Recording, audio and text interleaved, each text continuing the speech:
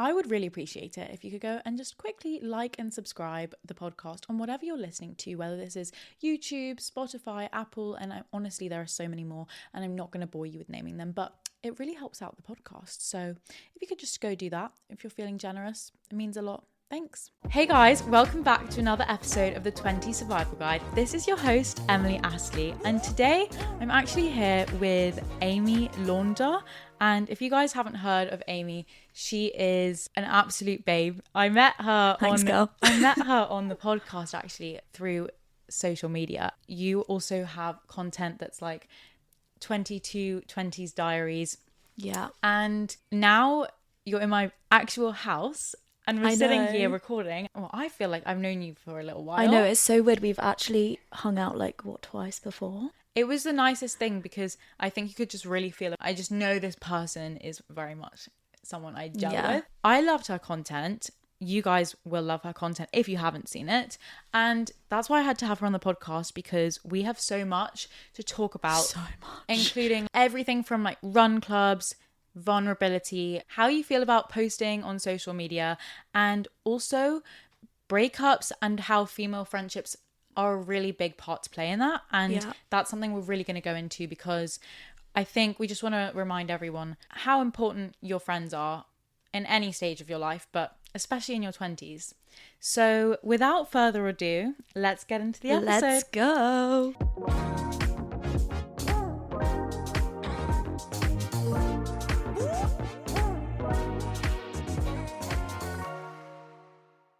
It was maybe the beginning of this year where there was a huge running hype or spike on my feed. And I'm quite a big fitness person, and I think you are as well. Yeah. And I had always been like a gym girl. Now I started running, love it. But I've never gone to a run club, and a load of my friends who have moved to London have started to make friends or try and meet people through run clubs. I guess it depends like what kind of person you are. But I know you've been to a run club, and I wanted to hear your thoughts about it, and also like how you got roped into doing that. Yeah. So I've been to quite a few run clubs. I went through a stage of where I was basically going to one every weekend. Love and that. I think, well, firstly, I played netball at uni for the uni. So I was training 5 times a week and then matches on a Wednesday. And I met some of my best friends through that. And also it was such a good outlet for so long. I mean, I quit in my 3rd year because it just got too much. But for the first 2 years, it was perfect. And I think finishing uni, moving back home, not having that, and also not having friends around me all the time, I was like, how am I going to, number one, stay active? Number 2, be active but in a sociable environment, and number 3, make new friends. Because I think when you're at uni, you're meeting people all the time because you're going out, and it's like you've never met everyone at your uni, so you're always gonna kind of meet someone new. Whereas when you're at home, and also I have a full-time job, so I'm literally going to work, coming home, going to work, coming home, I'm like, I'm not meeting new people.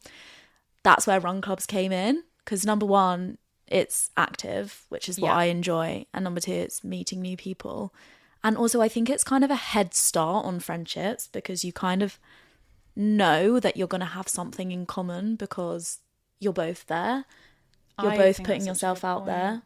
Maybe some of the listeners have been to a run club. Now that I've gotten into running, I love it. But I don't know if there's something stopping me from actually going, and this the fear of like going to a club with people. Yeah. And do I need to be good enough? Do I need to have been running from a certain amount of time in order to be here? What's the vibe? Do people just turn up? Yeah, I think it really depends on the run club, to be honest. I've been to quite a mix, and I would say to start off, I only went to all girls ones. There's all girls run clubs? Yeah. I went to my first mixed run club only recently. I'd only been to all girls ones because I was like, I don't want that vibe of kind of competition. No, totally. And I think there being men there brings that out of people. And also quite a few run clubs kind of preach about being really inclusive and having different paces and being able to stop on your way round or whatever. Yeah. So I think have a look at what the run club's kind of ethos is before you go. But yeah, I'd say honestly, once I'd done it once, it kind of proved to myself that, oh my God, this is so fun. And I actually almost get more out of going by myself, because then you have to speak to people. Yeah, my next thing I was going to ask you was, did you go by yourself or with friends? Because then I would be thinking in my process of booking a run club or going, do I bring a friend? What if I don't have a friend? How did you just turn up and go by yourself? Yeah, so I have been by myself, and I've also been to some with a friend.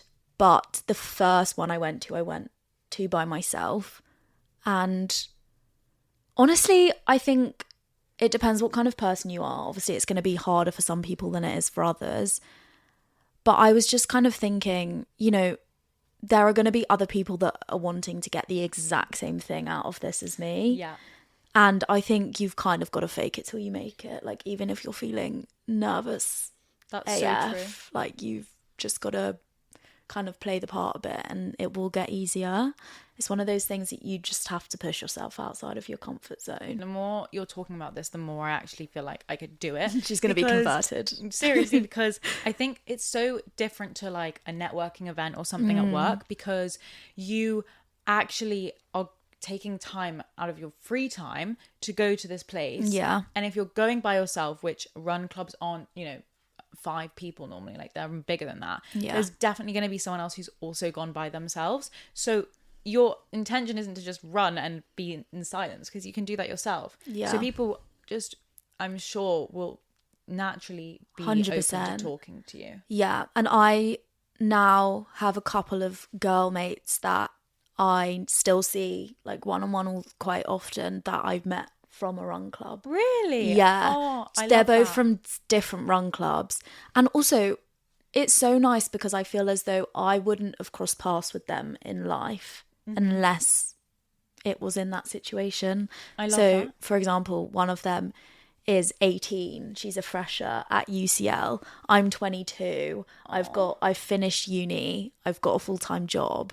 And it's like, we never would have been friends because we're at completely different stages of life. And like, her home is near Bristol. I'm from South London. Like, when would we have crossed paths? But we both went to this run club by ourselves. That's so and we just cute. got on so well.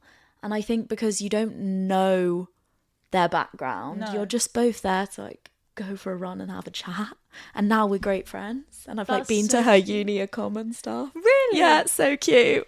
You're She's like my little fresher. You're basically her mentor, like Yeah, her mentor. I'm like my little sis, but it's so nice. What's the wildest thing you've heard or overheard? Not necessarily overheard, but I've been taken aback in one situation where basically I'd met this girl for the first time. She was there by herself. I was there by myself.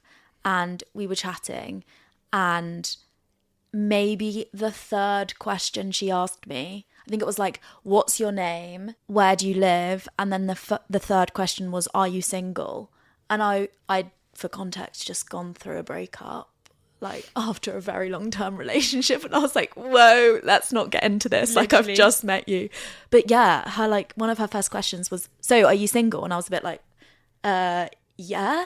And I kind of was like, why? As if that's like a question that's in the same realm of like, where do you live? Yeah. Like, yeah. What's your name? Where do you live? Are you single? I was like, only okay. things that matter to me. Yeah. And I was kind of like, yeah, why? Basically, she used run clubs as her way of dating. And I think if I was going to overhear anything funny or crazy, I feel like it would be along those lines, because I think people do use them as a way to meet like partners. And I actually know people that have. I actually went to a run club recently. It was a pure sport one. And we were running with this girl the whole time, me and my friend, like just chatting. And then we actually were talking about how people use run clubs as a way to date. And she was like, oh yeah, that's my boyfriend over there. And we were like, oh no way. And she was like, we met at this run club. That's Wild. And now they go every week as a couple. And I was just like, wow, okay, so it does work. Honestly, I have not heard anything like that yet because I guess I don't have tons of people who I know that are going to run clubs. But that's really cool and really cute that they still go. I know, it's so cute. But also, you have to have confidence to do that, I think. You have to have confidence to go up and talk to a boy at a run club. Yeah, I don't do that. I just gravitate towards the girls. Like, I was at a run club the other day and there was this boy and we kept making eye contact and I was like, maybe this is my time, guys. No. Like, just left at the end and I was like, okay. In fairness, it's so difficult to go up to someone. If he came up to you, like, you would have so been able to speak to him. Yeah. It would have been so much easier. It's just the initiating. For like neither party want to initiate because you don't know if you've like got the vibe wrong. Unless you're going to these run clubs which are like, wear green if you're single. Like, Yeah. But when you just like think you're making eye contact with someone and then you're like, I don't actually know. It's this awkward thing, and then imagine like they're making eye contact with the person behind you. And then they go up to talk to them and you're like, yeah, or they were just like looking at you because you've got like something on your face. Oh yeah, and you think and I'm like, oh, okay. No, that's actually terrifying. Yeah, maybe I'll have to come with you just for the run club vibes. I want to. That's the thing. Like. That's why I said it's like kind of a head start because you already know that they're willing to go for a run. You never know. Could make a new best friend. Yeah. You never know. Either way, I feel like you get something out of it. Totally. I think that for others, it's not as easy because they might not be as firstly confident running, but also just confident in general to go and step outside their comfort zone and go to a place by themselves. But I feel like, especially through social media and knowing you now, you're just a very confident and like wear your heart on your sleeve kind of person. Something you said to me the other day really resonated with how I feel. You were just like, I just don't know how else to deal with it. I just post about how I feel because that's all I really know. Like, that's just what I'm used to. And I think that was such a great way to put it. This is just my comfort zone in a way. I wanted to get into a little bit around how you started posting and a bit of context around what made you want to or keep doing it. Yeah. So when I initially started posting on this account, so for context, I had like my normal personal account that I've had since I was like 12 or something. And then I made this new account because I got an internship that was for a magazine. And it was very heavy on building a brand. Like, how do you do that? How do you build a brand on social media? And I was like, why don't I just make my own account and have an experiment? And I started posting where I went, like coffee shops, restaurants, stuff like that. And the name of the account was Look What Amy Found. Yeah, and I love that post name. like little spots. And then the more I posted, the more I realised that I really liked kind of connecting with people in that way. And I was like, I actually want to share more of me. And I remember, because at the start, I had like barely any followers. The engagement was really low. Not that I cared because I was just doing it for fun, but like that just was true. And then I remember the first video I posted that I was in, that was kind of vlog style, did so much better. And it was not even that I was searching for anything to do well, but I was just kind of like, oh, like people actually like watching people. Exactly. So it kind of just went from there. And I just started posting more of myself. And then obviously the username changed and I stopped posting places and I just posted me. I love that. And I just realised that I just absolutely love it. And it's such a creative outlet for me. And having a full-time job that's not necessarily creative in that way, I just feel as though me as a person, I need that kind of separate hobby, I suppose. And also I just love people. I love connecting with people. I love helping people. I love hearing people's stories. And I think social media, although it has obviously so many issues and I'm so aware of the issues, it also is so good in that way. I mean, we literally met through social media. And don't get me wrong, I've had moments where I've thought, oh my God, like if I think about it too hard, it makes me cringe or it makes me embarrassed, and I'm like, oh, people can just see my life. But the positives 100% outweigh the negatives for me. Have you ever thought like, oh my gosh, maybe I shouldn't have posted that about anything? 100%. And I think that was another thing I was going to say, is that, so I started that account initially maybe halfway through my third year of uni, but I only started posting more about myself having left uni. And I think something that's changed in me as a person since then is I just don't care what people think. Yeah. And I think at uni I did 100%, I cared what people thought. And then coming out of that kind of bubble, coming out of that like kind of education system where you're always around your peers and there's an element of competition and there's an element of judgment and you want to be liked, coming out of that situation, it's kind of like, I'm just going to do what makes me happy. Totally. And I don't care what people are saying. But obviously there have been times where I'm like, oh, I think more recently, because I've been more vulnerable on my social media with the breakup content, there have been times where I'm like, should I have posted that? Is that too far? But something just keeps me going. I think what people might not realize who work in different areas, if you work in social media or marketing or have like a foot in that door, then you definitely understand this way more. But everyone in general really likes human connection, but people want insight into others' lives because it makes you feel like you know the person, makes you feel comfortable, and like there's something beautiful about that. And they might be going through it, but they just don't have the need or want or ability to talk about it, and the fact that you can do it for them. Were you always this vulnerable, or did you learn to get this way from a certain experience? Yeah. So I think I've always been a fairly open book with most people I'm close to or like friends with. I've never been a person that's super closed off with their emotions.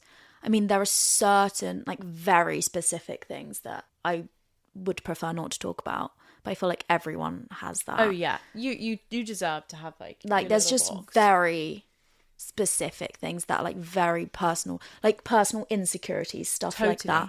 I don't want to talk about that as much because I feel like that's a more negative space to discuss, because you're making your insecurities real and you're also spreading that feeling. Yeah. So that I steer away from. But most things I've always been pretty open, and I've always been like a friend that shares their emotions and thoughts, and I've always encouraged my friends to share with me. But I think the being vulnerable online, and just more now than ever, just comes with learning not to care what people think. And I think that is just a huge difference in me now to before. It's just like, we are not on this earth to please other people. Obviously, be kind to everyone. Yeah. I do care what people think in that way. I want people to think that I'm a nice person. Of course. But I mean, with silly things like a video on social media, if someone's taking the mick out of me for that, who cares? Do you know what I mean? Who actually cares? Because it made me happy and I enjoyed editing it and I enjoyed making it and I enjoyed interacting with people about it. So this one person from my friendship group at uni telling me that it's cringe is not going to stop me from doing that. I speak about this a lot on the podcast. I talk so much about, there's been countless episodes around getting out of your comfort zone and not being a people pleaser and caring what others think all the time about every little detail. And I'm also the first person to be understanding with like, that's not easy, and that comes with time, and we're always learning. But I think that this is just a great way to actually put it into practice and be like, we aren't on this earth to let our entire being consumed by whatever someone's comment was about like what they thought, because at the end of the day, it's just really sad to let someone stop you from doing what 100%. You want. And I think whenever I feel that kind of, oh, you know, what if people think this about me? I always go back to like, we're on a floating rock and we have one life. And I know it sounds really cringe, but people are going to look at the video and they're going to think about something for 2 seconds and then they're going to forget about it. Yeah. Because they're not going to sit there and think about you all day and night, and that one thing you posted which they thought was cringe and doesn't even matter because you don't really know them. Once you realize that and slowly get comfortable believing it, you just walk around as a much more freeing person. Oh, I'm so much happier having kind of let go of that value on other people's opinions. I feel like another thing that has made me post now is that I've always wanted to do it, but I've reached that point where I don't care what people think. But like back in the day, I had a YouTube channel with a friend when I was like 11, 12, and I loved doing that. Like I loved filming. We did like the what's in my mouth challenge or like the yoga challenge. The yoga challenge, those videos must be like gold now. Oh, well, I have no access to them, which is so sad because we got to that like teenage stage where we were like, this cannot be on the internet anymore. So it's gone now. But yeah, it's something I've always wanted to do. And like I used to send vlogs to my friends on Snapchat, and I would send them like 1,000 videos, and it would take them like half an hour to watch it. And it would literally be me going through my wardrobe or something. I'd be like, hey guys, like I'm clearing out my wardrobe, and I'd film the whole thing, and they'd be like, Amy.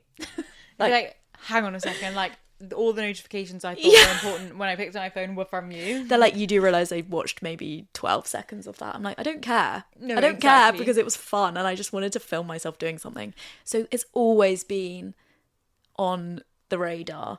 And like now that I'm doing it, I have a lot of friends that were like, yeah, we saw this coming. Like we knew you'd one day start posting because I just love it.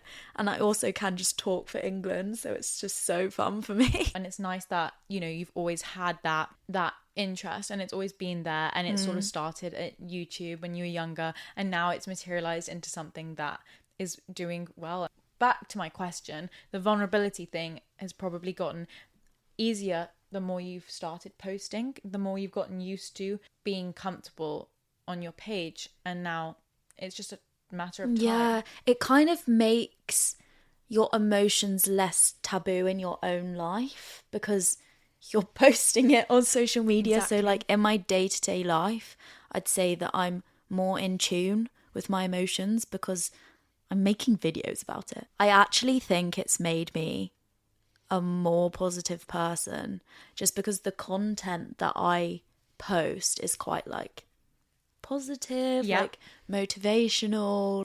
And I think when you're posting that online, it kind of holds you accountable. People do kind of say, oh, you're so positive. Like, no, totally. You've got such a good mindset. And it makes me be like, yeah, like I am. And it kind of keeps me going because I'm kind of proving to myself that I am that person, if that makes sense. And like, if I keep showing up as this like positive person that like can do hard things and put herself out of her comfort zone, the more you show up as that person, the more you are that person. And I think I've just actually become that person, like I love so that. Much more. What's one of the nicest comments or things you've heard from someone from like one of your posts?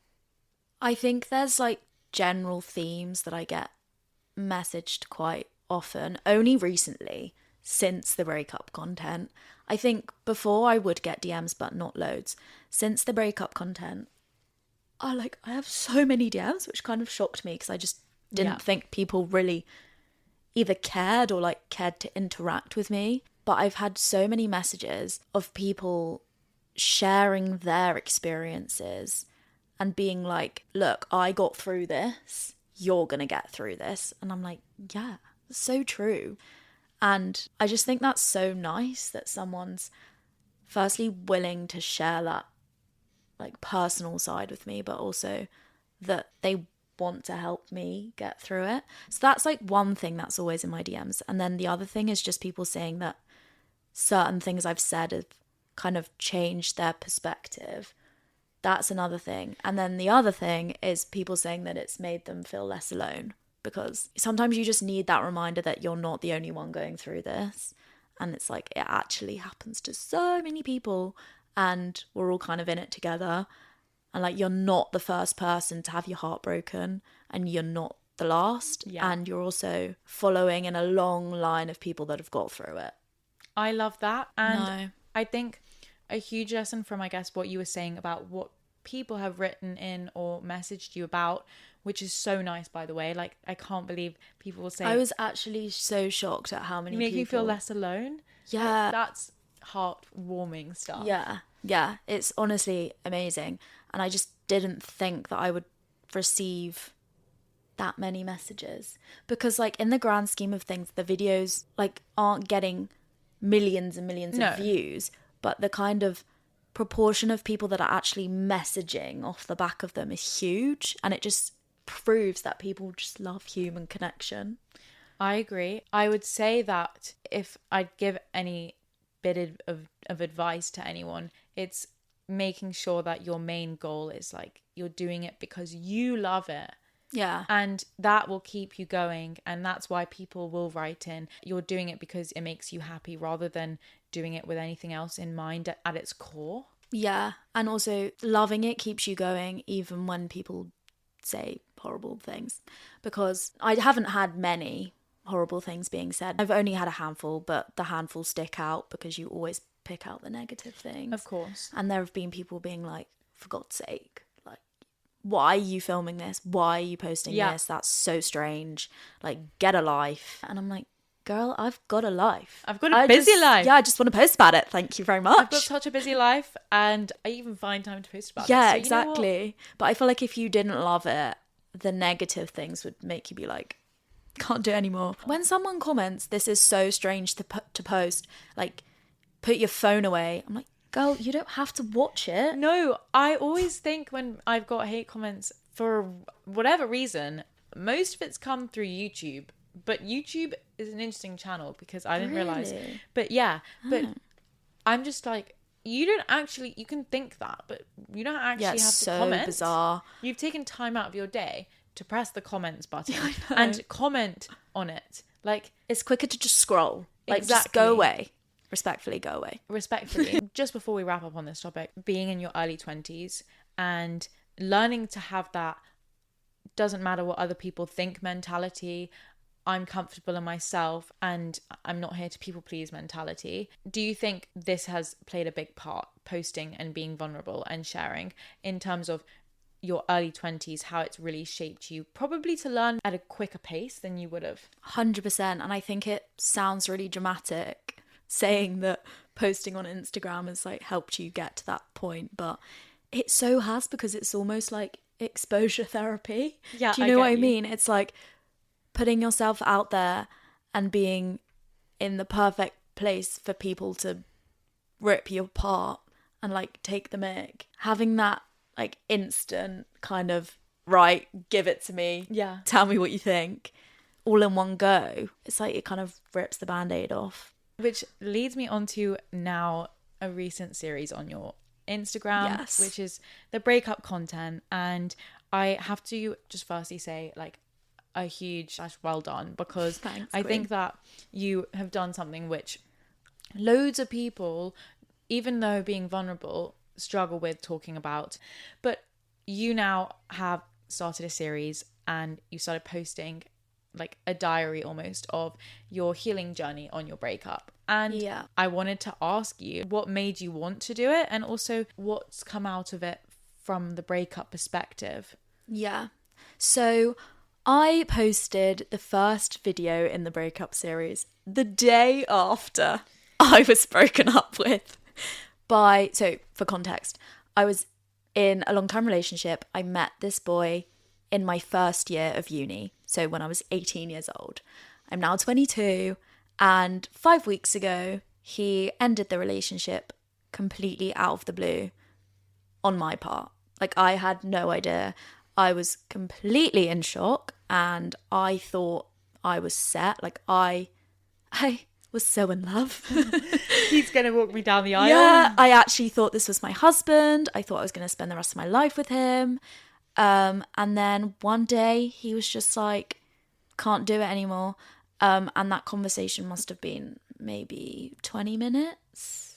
Like, super short. 20 minutes? I didn't realize. It was really short conversation. Yeah, I had no idea it was coming. And that was that. And I haven't seen him since. So I posted a video literally straight after. And a lot of people were like, blimey, like that's quick. Yeah.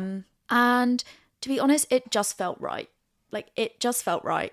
And I think it's because it's my first heartbreak. It's my first long-term relationship that's come to an end. So I was kind of feeling so many emotions that I've never felt in my life. And for people that have been through a breakup of that nature, you will know that like you don't understand those feelings until you feel them. Like, I've had friends go through breakups and I've thought, like, girl is in the trenches. And I'm like, why? I'm like, it's a man. I'm like, come on, girl. And then when you actually go through it and someone that you saw your whole future with and that you were in love with just one day decides to leave your life forever, it's like, oh, okay. Like, I understand why my friends were the way they were, because it is truly awful. But I think the reason that I posted about it straight away is because I was like, if I'm going to go through this and I'm going to feel all these feelings that I've never felt before, I'm going to go through it with people and I'm going to help someone. If it's one person, I don't care. That's one person I've helped. And it also, in a selfish way, like made me feel better because it meant that I had to talk about how I was feeling and like actually verbalize it. Because the process of making those videos, you know, firstly, I think about what I want to say and then I write in my notes what I want to say and then I actually say it into my phone. Yeah. And it's like those 3 stages really helped me process my own emotions. And it's like journaling is great and I do journal when I feel like I need to get my thoughts out. But for me, the video version is even more effective and it also holds me accountable. It's so difficult to do that, and it's so difficult to post about a breakup when people might feel like, okay, well, you know, they broke up with me. That's not something many people would ever want to admit. But the reality is that happens, and it doesn't mean that they did that because you are a bad person or there's anything wrong with you or you're not lovable. It's not a reflection on you at all. No, it's not. When things end, someone's going to end it, and it doesn't mean that you should be tied down to this like image that you just aren't worthy. That's really not what it is. And I think when we had a little therapy session and a nice brunch, we were talking about female friendships and in particular how that really shapes your healing journey when you're going through a breakup, but also how it shapes your 20s and why they're so important to you. And I think I've felt that the more I left uni, the more I realized how important these friendships are for every part of my life, and I value them so much. And I know that they are a huge part of big life situations like breakups. And in your case, it was interesting to hear what you said about how you feel these female friendships have shaped your journey so far, and if you feel like it's almost brought you closer having this breakup. Yeah, I mean, honestly, this topic like makes me emotional because I just feel a new level of like love for my friends. And I've always been very close to my female friends. We might not have like become closer, but it's just made me more appreciative of them and been like, oh my God, like these are the people that get you through the crazy stuff that happens in life. And something that me and my friendship group have been saying recently is that thank God I was the way that I was with my friends, because I know sometimes when people are in relationships they can neglect other things in their life, and I think that's so natural when you're like super in love and obsessed with someone. You just want to spend all your time with them.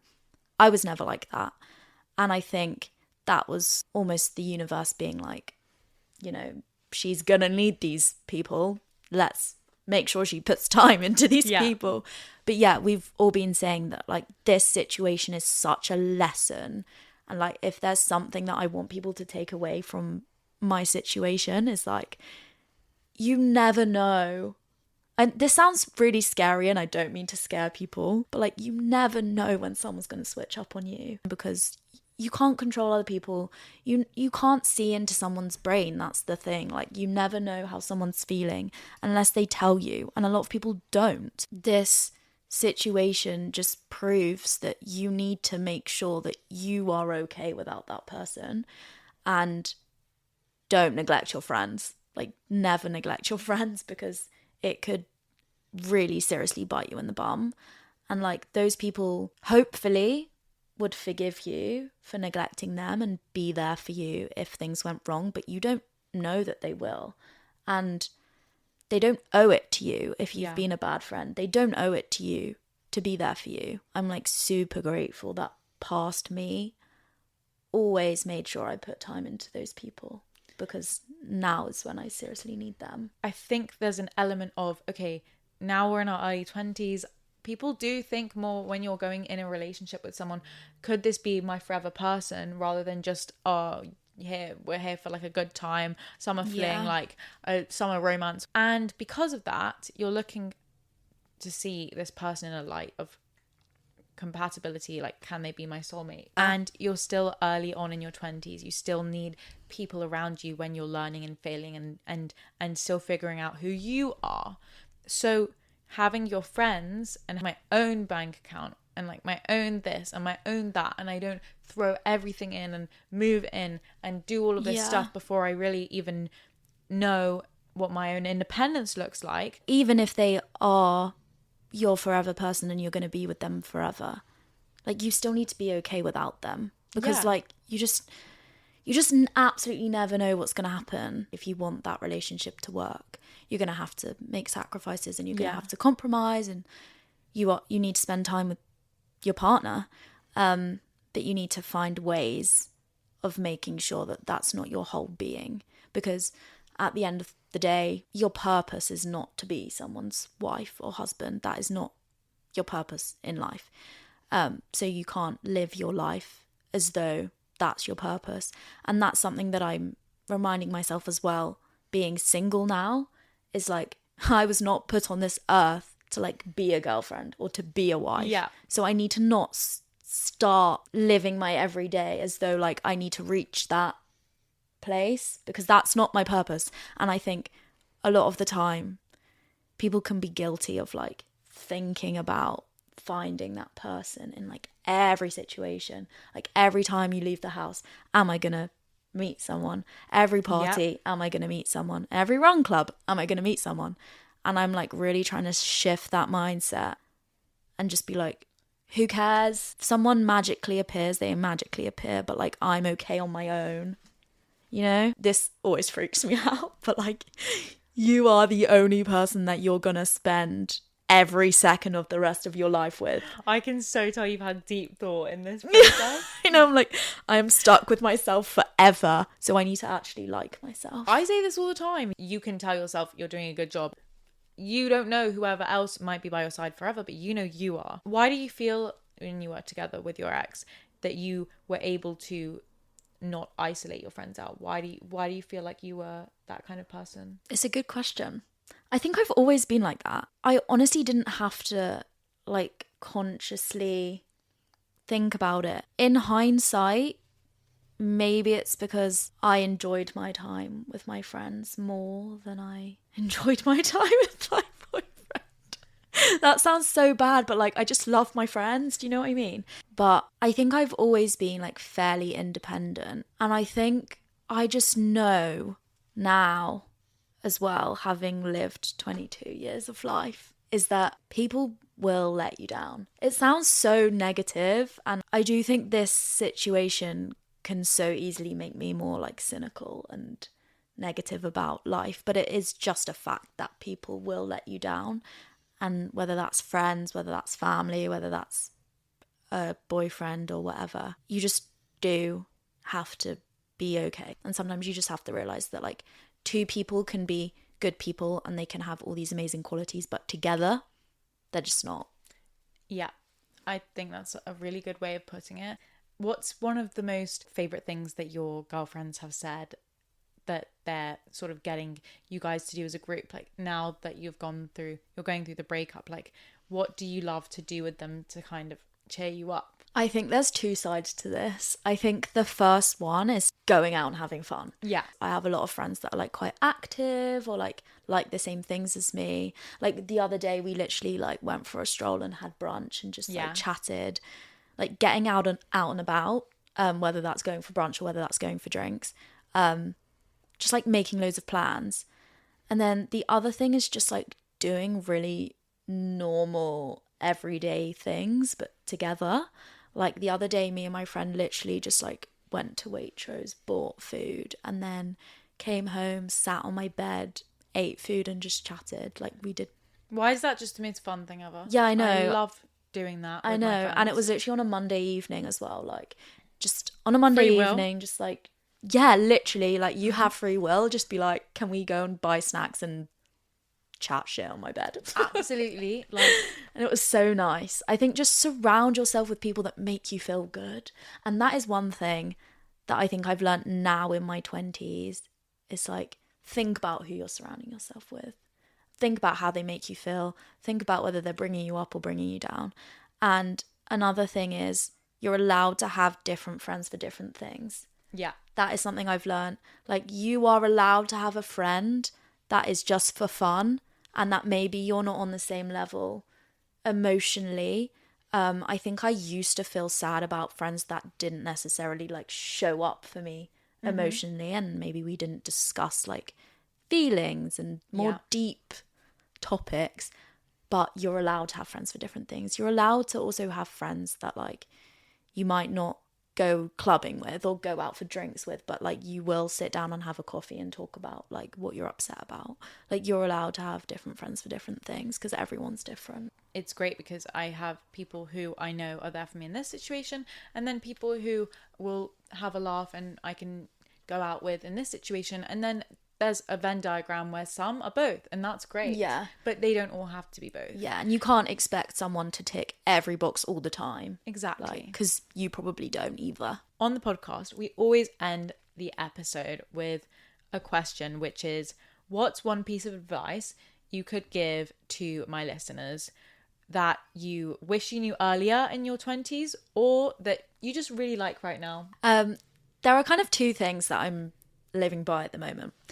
The first thing is that the universe will never give you peace in something you're not meant to settle in. If something's causing you like negative emotions, like you're really upset about something, that's probably because it was meant to end. The universe is not going to let me settle in a relationship that I was never meant to be in. And yes, I might be feeling heartbroken and whatever right now, but that's because it needed to end. And that is really helping me. Like, thanks, universe. I absolutely love that. Like, it's not peaceful. It's disrupting your peace. That's because you need to get out of it. There will be warning signs. The other thing is that all your experiences, everything you're feeling, your emotions, whether they're positive or negative, through that, you are collecting life data, is how I like to think about it. Like, right now, I might be feeling really awful about the fact that the person I love broke up with me. But through that experience, I am experiencing all these feelings that it's life data. I will now be able to help my friends, my future daughter maybe, get through heartbreak because now I've been through it. And if I'd never been through it, I would have never been able to empathize in that way. So it's like I'm gathering all this useful life data that will make me a better person. You're gathering like another notch on your belt, another bit of experience, another part of your journey, which is like, great, I'm now tougher and stronger. Yeah, it does. Before. So it's like whenever you're in a kind of similar situation again, it's like, well, I got through it last time, so exactly, I can do it. And it's the hardest when it's the first time. Yeah, 100%, because you're also processing all these new things. Through everything you're doing already, you're helping people without realizing. I hope so. On that note, we're going to finish up. I have absolutely loved having you on. I've loved being here. Like, I feel like so the weight's much. been lifted off my shoulders. Like, just a deep breath, and I'm like, oh. That was therapy for me. This is therapy without like having to explain yourself for and sit in free. a cold room. It's like, free. It's free therapy. and it's fun as well. So honestly, I've loved it.